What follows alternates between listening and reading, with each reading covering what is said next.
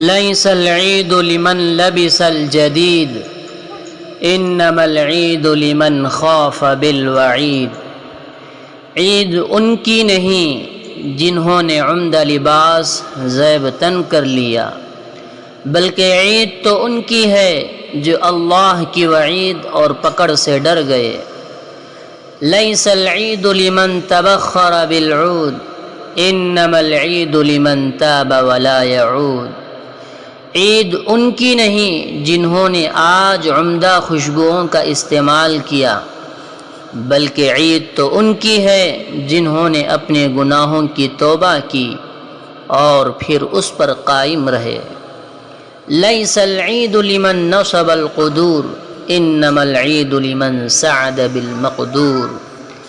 عید ان کی نہیں جنہوں نے عمدہ کھانوں کی ڈشیں پکائیں، بلکہ عید تو ان کی ہے جنہوں نے حتی الامکان مقدور کے ساتھ سعادت حاصل کی اور نیک بننے کی کوشش کی۔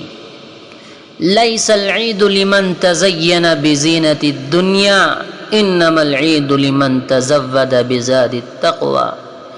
عید ان کی نہیں جنہوں نے دنیاوی زیب و زینت اختیار کی، بلکہ عید تو ان کی ہے جنہوں نے تقوی اور پرہیزگاری کو اختیار کیا اور اسے اپنا توشہ بنایا۔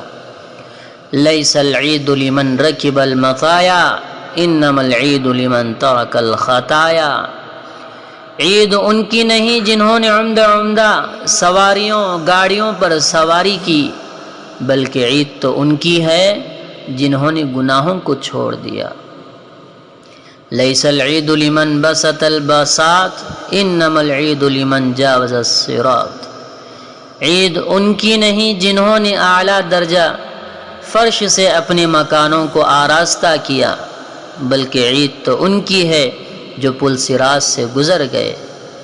اس لیے عید کا دن اس بات کا جائزہ لینے کا دن ہے کہ معلوم نہیں اللہ کی بارگاہ میں ہماری عبادتیں اور ریاضتیں قبول ہوئی یا نہیں، اور ہمارے روزے و نماز ذکر و تلاوت کو شرف قبول ملا ہے یا نہیں۔